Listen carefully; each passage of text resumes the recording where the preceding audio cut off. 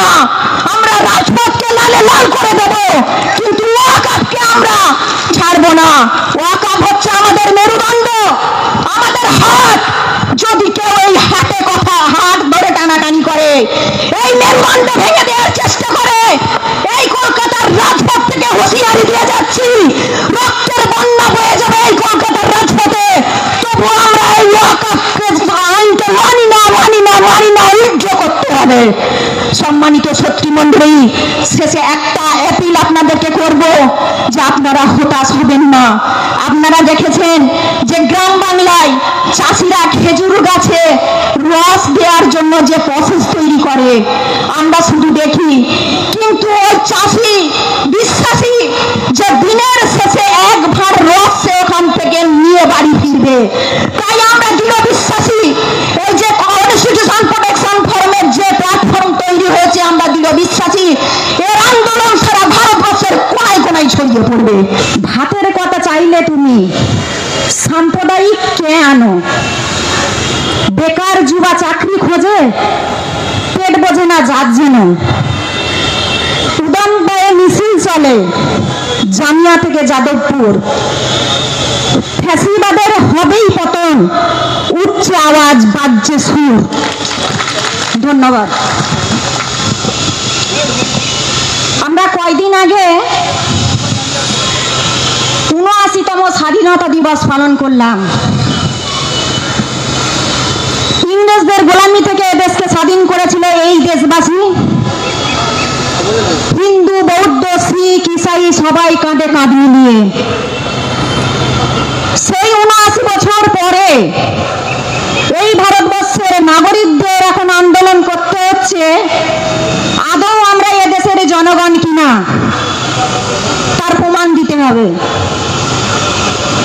আমরা এদেশের নাগরিক কিনা তার কাগজপত্র জোগাড় করতে হবে।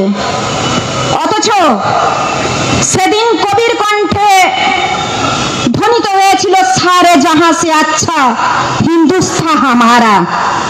আর আজকে সারা বিশ্বের দিকে যদি তাকিয়ে দেখি, আমাদের দেশের স্থান কোন জায়গায়?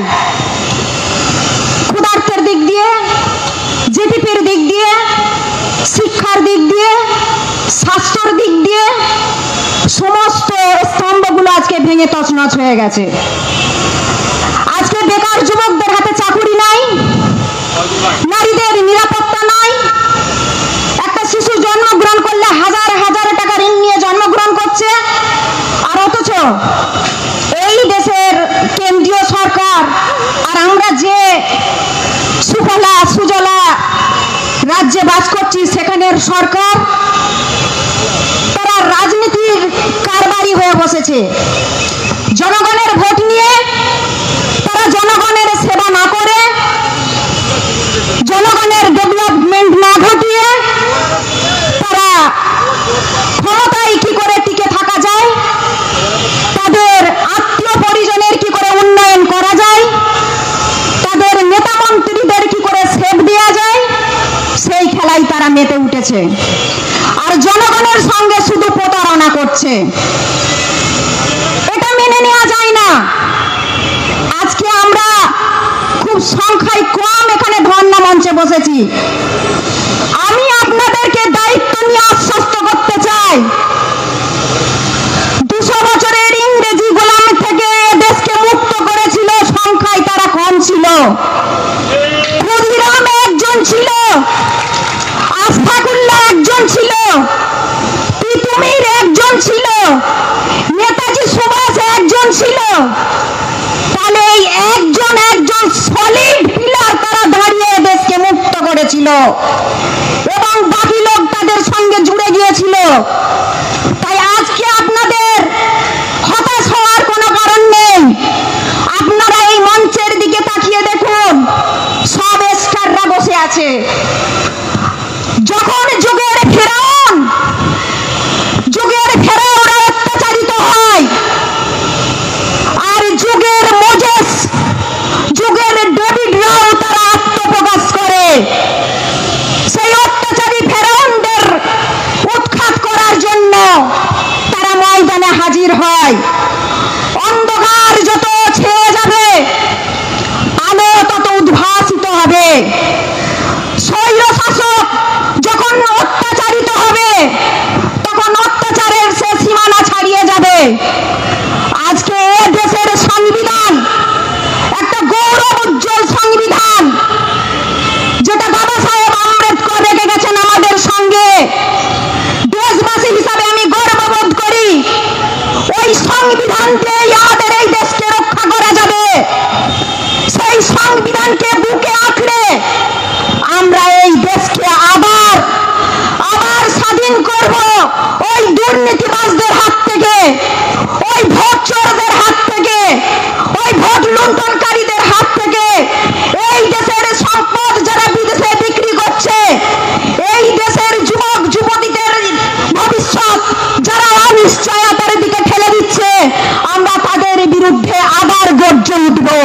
সেই সংবিধানকে সামনে রেখে আজকে যারা সত্য কথা বলে, দেশকে বাঁচাতে চায়, দেশের সংবিধানকে বাঁচা দেওয়ার জন্য যারা স্রোতের বিপরীত দিকে হাঁটছে, তাদের কণ্ঠকে রোধ করে দেওয়ার জন্য আমি পুলিশ প্রশাসনের দোষ দিতে চাই না, তাদেরকে আমি অসহায় মনে করি।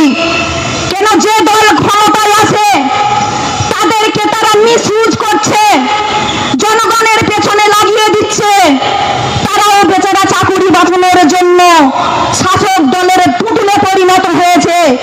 তাই যখন যে দল ক্ষমতায় আছে তাদের গায়ে যে পোশাকটা থাকে সেই পোশাকের বদনামি হয়ে যায়, সেই পোশাকের বদনামি হতে দেব না। আজকে আমরা যে সংবিধান রক্ষার জন্য মঞ্চ করেছি, এখান থেকে নেই বার্তা দিয়ে যেতে চাই, পুলিশ প্রশাসনকে বলতে চাই, শুনে রাখুন, আগামী দিনের যে পরিবর্তন আসবে সেই পরিবর্তনে আপনাদেরকে টেবিলের তলায় লুকাতে হবে না, আপনাদেরকে কেউ জুতো দেখাবে না, আপনাদেরকে কেউ ভেঞ্চি কাটবে না, আপনারা স্বাধীনতার সঙ্গে সে কাজ করবেন। এদেশের বলে যেতে চাই যারা স্বাস্থ্য ডিপার্টমেন্টে আছে তাদেরকে যে কেউ অশ্লীল ভাষায় গালিগালাজ করে তাদেরকে কেউ কাজ করাতে বাধ্য করবে না, তারা স্বাধীনতায় কাজ করবে। আজকে এই পুরো দেশ একটা জঙ্গল রাজ কায়েম হয়েছে, সারা ভারতবর্ষে জঙ্গল রাজ যারা কায়েম করতে চাচ্ছে, যারা প্রতিষ্ঠিত করতে চাচ্ছে, তারা শুনে রেখুন কান খুলে যে এখনো মানবতা মরে যায়নি, ভালো মানুষরা মরে যায়নি, ভালো মানুষ এখনো দেশের মধ্যে আছে। এই সংবিধানকে তারা বুকে আঁকড়ে ধরে এই দেশকে তারা আবার পুনর্গঠন করবে, দুর্নীতিকে তারা বঙ্গোপসাগরে ছুঁড়ে ফেলবে, আপনাদের অসাধু ব্যবসাকে বঙ্গোপসাগরে তারা ছুঁড়ে ফেলবে এবং নতুন সূর্য আবার উঠবে, এই দেশের মানুষ আবার প্রাণ ভরে তারা শ্বাস নেবে। তাই এই ধর্ণা মঞ্চ শুধু পথ চলা শুরু হয়েছে, এর শেষ নেই। আইনকে মান্যতা দিয়ে এই দেশের সংবিধানকে বুকে আঁকড়ে আমাদের যে এই পথ চলা শুরু হয়েছে, যতক্ষণ না নতুন সূর্যের উদয় হবে ততক্ষণ আমাদের এই আন্দোলন চলবে। এদেশের সংবিধান এই অধিকার দিয়েছে, এই দেশের নাগরিক হওয়ার দরুন একজন দেশবাসী সে স্বাধীনভাবে রাজনীতিতে লড়াই করবে, সে নতুন দল গঠন করবে, সে ভোট দেবে, তার জন্য মৌলিক অধিকার রয়েছে, শিক্ষা, স্বাস্থ্য, বাসস্থান, চিকিৎসা, অন্ন, বস্ত্র, মকান, এই সমস্ত সে পাবে। কিন্তু আজকে যেটা করা হচ্ছে, কোন রাজনৈতিক দল কারোর উপর মায়া করে নয়, কারোর উপর দয়া করে নয়, বরং এগুলো তার ফান্ডামেন্টাল রাইটস তাকে দেয়া হয়। আজকে যে সমস্ত শ্রমিকরা বাইরে কাজে যাচ্ছে, আমাদের মাননীয় তাদেরকে বলছে ঘরে ফিরে এসো, তোমাদেরকে 5,000 টাকা দেয়া হবে। আরে অনুদানে কোনো পরিবার চলে না, অনুদানে কারোর পরিবার ডেভেলপমেন্ট হয় না।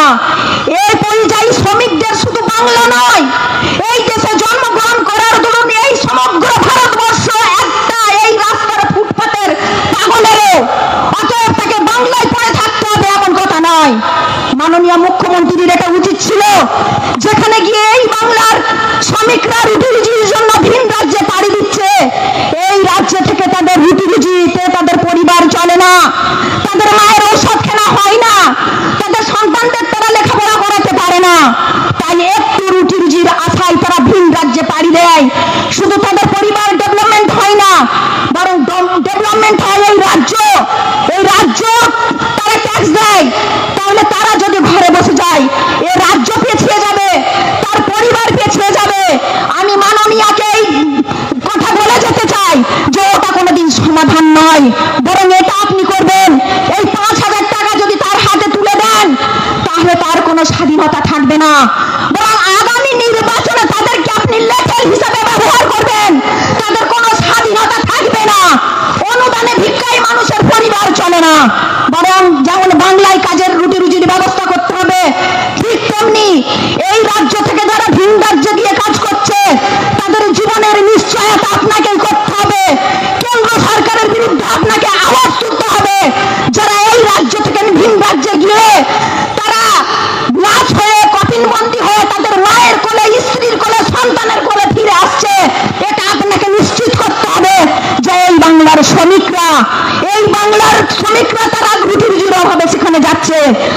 লজ্জা ঢাকতে, যেহেতু বাংলায় কাজ নাই, লজ্জা ঢাকার জন্য পরিযায়ী শ্রমিকদের ডেকে নিচ্ছেন, এটা কোনো সমাধান হতে পারে না।